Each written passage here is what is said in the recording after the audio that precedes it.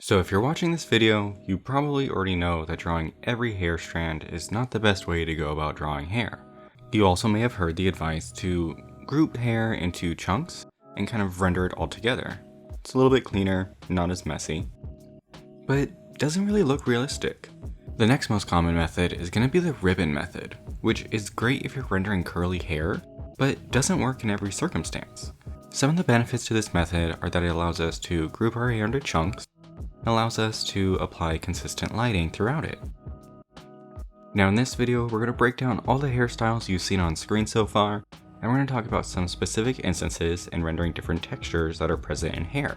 This should give you a solid foundation and some of the rules that apply to hair so that you can craft your own style and your own visual identity. Before we start talking about the hair though, we need to talk about the sections of the head. The first section is going to be the hairline. The hairline is really important as it gives a lot of character and emphasis to whoever you're drawing. A good trick to know is that this temple section is usually parallel to the ocular ridge. Splitting our sections even further, we'll get the front and back of the head. We want to identify these as two separate sections because the front is going to have our bangs and kind of fall forward depending on the hairstyle, and the back is going to ensure that we don't cut off the top of our head. We want to make sure that that hair and that volume is present. We also have two sides, which can vary depending on the hairstyle. Now starting off with straight hair, this is going to be the most intuitive to draw, as the main force is gravity. Our ribbons will always flow towards the ground unless there's a beret or some kind of hairpin that's holding it in place. Even with really pin straight hair, we want to make sure that our hair is a little bit removed from the skull shape. This is going to be because the hair has volume. It doesn't just sit plastered to the face. Here, I'll just go in with a flat color and fill in that initial drawing, and you can tell that it looks a little bit off. The reason why it looks off is because I didn't account for any volume on the back side of the head. Accounting for the hair on the back of the skull gives us a realistic volume and makes this look a lot more natural. By adding some shadow shapes and softening up that hairline, we can make this hairstyle come to life really easily. I'll also add a few flyaways just to give it a little bit less of a plastic look. But what if you're not drawing pin straight hair? Curly hair can rely on that ribbon method that we talked about before, but not everyone has perfect ringlets. Hair that's been curled typically falls out towards the bottom, and this is where we can get a lot of those S shapes that overlap.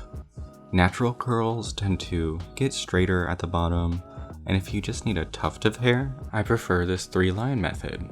So now that we've got a good idea of curls, I'm going to go in and design another hairstyle. This time I'm going to use a widow's peak, so I'm going to have that strong M shape at the top, and design the silhouette of my hair keeping in mind the different sides of the head that we talked about. Regardless of style, you can treat hair like this as a graphic element, designing the silhouette and then going in and identifying the curl and the hair pattern. Once I'm happy with my silhouette, I'll go in and establish a few shadow shapes, mainly where the hair folds over on itself or where different sections of the hair come together. As long as there's a consistent logic to your lines, you can really get away with anything with this kind of hair texture. Here I have the hair flowing back from the forehead to the ponytail, and I'll actually go in and establish a gradient on the ponytail, and then use that to color pick and add more variance to the hair. Anywhere that the hair comes to a point or where there's a shadow, I'll emphasize more lines, but I'll still have large areas that are untouched. This gives the viewer areas to rest their eyes as they're looking at your drawing. Now, so far we've been talking about hairstyles that are curly but not too voluminous, so I want to talk about really dense curls or teased out hair. I prefer to use a painterly technique with this and rely heavily on texture to render that hair type, but you can also use hatching techniques and overlay the two to really create that dense curl pattern. So when it comes to more voluminous hairstyles, or hairstyles that really you can't tell where the strands of the hair are, I like to start with the overall shape, like I did with curly hair, but then we can go in and actually build out the structure as we fill in the color. So paying attention to our lighting is going to be really key with these hairstyles, as we have to imply a lot of shape and form to them. So here I'm doing kind of a more punk hairstyle, but if you're doing anything that's kind of heavily teased, or curly hair that's like a 4C where it's really kinky, this is a great way to approach rendering that hair, as you won't get bogged down with a bunch of line work. I typically save my lines to add some flyaways or texture to the hair, specifically in areas where the value transitions. That way I can still keep that sense of form. So now that we've talked about straight hair, curly hair, and voluminous hair, we can start to talk a little bit more about highlights. So highlights are going to be a byproduct of the light bouncing off the hair. So heavily textured hair isn't going to have nearly as many highlights. And if you want to place your highlights realistically, they need to follow a certain logic.